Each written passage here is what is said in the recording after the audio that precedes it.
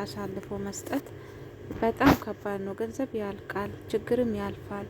አደይም ያለችበት ሁኔታ በጣም ከባድ ውስጥ ነው ያለችው።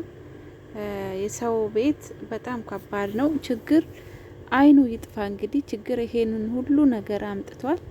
አደይ እንግዲህ ለእንጀሯ ስትል ደፋ ቀና እያለች ፈተናውን እያየች ነው። ብዙ ፈተናዎች እየፈራረቁበት ነው። አንዱ ሲያልፍ አንዱ ይመጣል።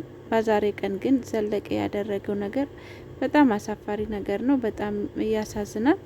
እንግዲህ ፍቅር የፈለከውን እከፍልሃለሁ፣ አንተ ብቻ አደይ ናት እንዲያደረገችው፣ አደይ ናት ያቀነባበረችው፣ ሁሉም የአደይ ስራ ነው ብለን ሰዎች በተሰበሰቡበት አዋርዳት፣ ከዛ ቤት እንድታባር አድርግልኝ እንጂ እኔ የፈለከውን ባንክ ቤት አስገባልሃለሁ ብላ አታለለችው። እሱም ደግሞ በብር ተገዛ ማለት ነው። የሚገርም ነው። ቤተሰቦች ደህና ናቸው ወይ? እግዚአብሔር ይመስገን። አደይ ግን በጣም ታሳዝናለች። ችግር የምር ብዙ ነገርን ያደርጋል። ከፍቅር ጋር ማን ይኖራል? የምር ምንም አይል እንኳን ብትቸገር ከፍቅር ጋር መኖር ከባድ ነገር ነው። ያላደረከው ነገር አደረክ ብላ የምትደርገው ሴት ናትና በዛሬ ቀን እንግዲህ ይሄንን አቀነባብራ ነው ያመጣችው። ከሊዲያ ጋራ ነበረ ይሄ ስምምነት ያደረጉት። ባለፈው በክፍል 30 ውስጥ እንዳየ ነው አደይ ነጻ ወጥታ ነበረ። ለምለም ናት ነጻ ያወጣቻት ሁሉንም ነገር። ለምለም ለባርኮት ስትናገር ባርኮት ደግሞ ሄዶ ኤላን አሳመናት።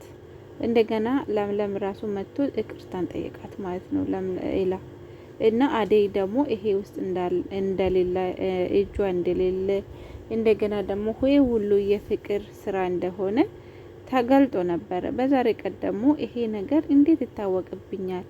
የኔ ስም እንዳይጠፋ የኔ ስም መሸፈን አለበት ብላ ነው እንግዲህ ኤላ ጋር ሄዳ ነው ዘለቀ ጋር ሄዳ አንተ እንደዚህ አይነት የምታደርግልኝ ከሆነ እኔ ደግሞ ጨምሬ ገንዘብ እከፍልሃለሁ። ስለዚህ አደይን ብቻ በቃ የኔ ስም ብቻ እንዳይቆሽሽ፣ ይሄ ሁሉ ያደረገችው አደይ ናት።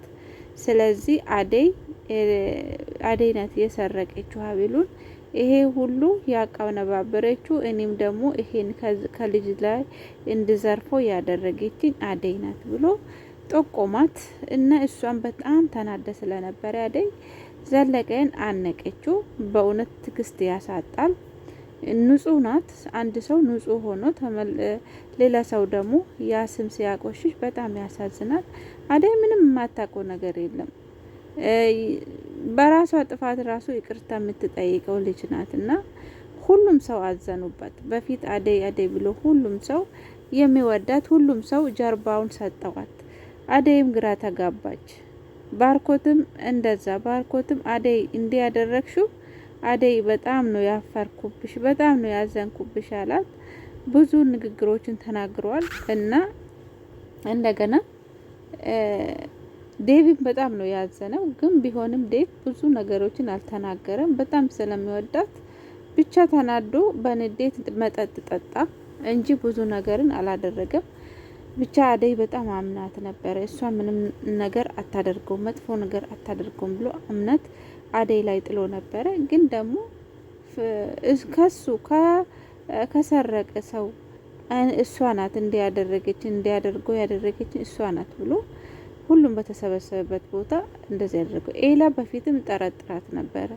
ዛሬ ደግሞ ምላሽ አገኘው እና ኤላም በጣም ነው ያዘነው እና ለምለምም ብቻ በቃ ለምለም ናት አደይ ያጠገብ የነበረችው። ኤላ ለምትናገረው ተጠንቀቅ፣ በኋላ ይቆጫል ነው ያለችው። እንግዲህ ለምለም አደይን ትተማመነበታለች። ምክንያቱም አደይ የተጎዳች ራሱ ወጥ አድርጋ ነው የምትይዘው። ስለዚህ ታውቃለች ደግሞ ሰው ቤት ሰርታ ስለምታውቅ እንዴት እንደምትሰራ ሰዎች ምን እንደሆኑ ሰራተኛ መሆን ከባድ እንደሆነ ስለምታውቅ እሷ ብቻ ነው የተረዳችለን። እና የሊዲያና የፍቅር ስምምነትም ለምለም ከኤላ እንድትርቅ ፍቅር አደይ ደግሞ ከዛ ቤት እንድትባረር ከዴብ ጋራ እንዳይገናኙ ማለት ነው። የእነሱ አላማ ይሄ ነበረ።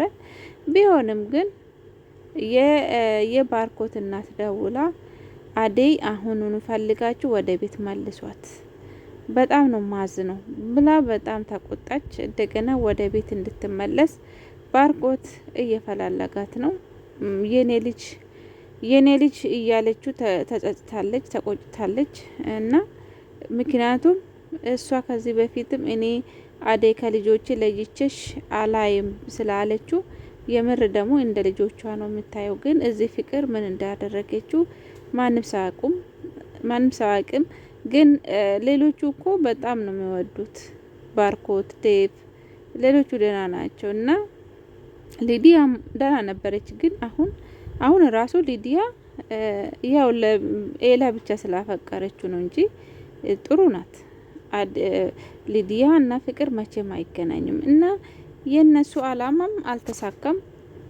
ፍቅር እንግዲህ ካደቻት ሊዲያን የራሷ ስትወጣ አደይ ከዛ ቤት ስትባረር ያንቺ የራስሽ ጉዳይ። ለምለም ያው በስምምነታቸው ለምለም ከዛ ቤት እንድትባረር ነበረ፣ አልሆነም። እና በአሁኑ ሰዓት አደይ መንገድ ላይ ወድቃ ትገኛለች። ግን እድሜ ለምለም ናት ከመንገድ አንስታ ወደ ኤላ ቤት አመጣችሁ። አሁን ደግሞ ወደ ሌላ ሰው ልታስገባ ነው። ቢሆንም ግን የ2 ወር ደሞዝ አለኝ ብላ ደሞዛንም ትታ ነበረ። ያው ባርኮትም ስለሚያገዘኝ እህትም ስላገዘው ይሄ ነገር ሼም ሆነብኝ አለችው። አያችሁ የሰራችው ላብ ራሱ ለመውሰድ ታፍራለች። ለዛ ነው ለምለምም በጣም የተረዳቻት። እና አሁን እንግዲህ ትመለሳለች። ምን እንደምታደርግ ፍቅር አይታወቅም። ግን ደግሞ ኮት ግን ፍቅርን ይቅርታ ጠየቃት። እኔ አደይን ማን እንደሆነች ሳላቅ አንቺን ብዙ ጊዜ አስከፍቼሻለሁ፣ ይቅርታ ነው ያለው። አይ እውነቱ ሲገባው ግን እንደገና አደይን ይቅርታ እንደሚጠይቃት ተስፋ አለኝ። ሊዲያና ፍቅር ደግሞ ተጣሉ። አነቀችው ሊዲያ።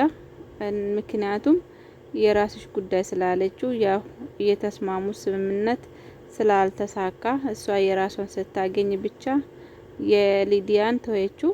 እንደገና የዘለቄና የበፊት አደን ያገተ ልጅ ተጣልቷል። እንዴት አደን እንደዚህ ታደርጓለህ ብሎስ በጣም ነው የተናደደው። የምር እውነት ነው የሚወዳት ብዬ አስባለሁ። ያ ልጅ መንገድ ላይ የሚቆመው ግን ደግሞ ዘለቀ በሆነ ነገር አታልለው፣ ላንተ ስል ነው። ምክንያቱም አሁን አደይ ከዛ ስትወጣ መሄጃ ስታጣ አንተ ጋራ ትመጣለች፣ አንተ ደግሞ ከሷ ጋራ ትኖራለህ፣ ብር ደግሞ ሰጣለሁ እያለ ነው። ልጁ ደግሞ እኔ ብር የለኝም በምን ላኖራት እያለ ነው። ግን ቢሆንም አደይ ይወዳታል። አደይ ላይ ምንም መጥፎ ነገር እንዲደርስ አይፈልግም። እኔ ራሴ ገርሞኛል። ያሳገተችው ራሱ ፍቅር ናት እንጂ እሱ ማድረግ አልፈለገም ነበረ። እንግዲህ ፍቅር የስራውን አንድ ቀን ታገኛለች ብዬ አስባለሁ። በጣም የሚገርም ነገር ነው። እንደዛ ነው ውዶቼ። ግን አደይ በጣም ነው ያሳዘነችኝ። እስከ መቼ ነው ሰው ቤት እንደዚህ ተሰቃይቶ ምኖር? ሁሉም ሰው ደግሞ አደይ ያሉ ሁሉ ጀርባው ነው የሰጠዋት። እስኪ እንዴት ነው ብሎ እንኳን የሚጠይቃት ሰው ጠፋ። ዴቭም ተናደደ፣ ባርኮትም ተናደደ። ማን ነው እስኪ ለአደይ ጆሮን የሰጠ? ለምለም ብቻ ናት ያበረታታችሁ። እሷ ግን ለእናቷ ስል ነው በጣም ዝቅ ብላ እየኖረችው ያለችው። ዛሬ ግን ስትናገር ባርኮት ራሱ ተናደደባት። አደይ በፊት አላወኩሽም ነበረ እንደ ፍቅር እኮ ይቅርታ ልጠየቅ ሲገባ አንቺ ግን አነክሻት ብሎ ተናደደባት። እና አንድ ቀን ሁሉም ሰው አደይን ይቅርታ እንደሚጠይቋት ተስፋ አለኝ። ምክንያቱም አደይ አሁንም ቢሆን ንጹህ ሴት ናት። እና ቤተሰቦቼ ዳና ሆኑ። አመሰግናለሁ።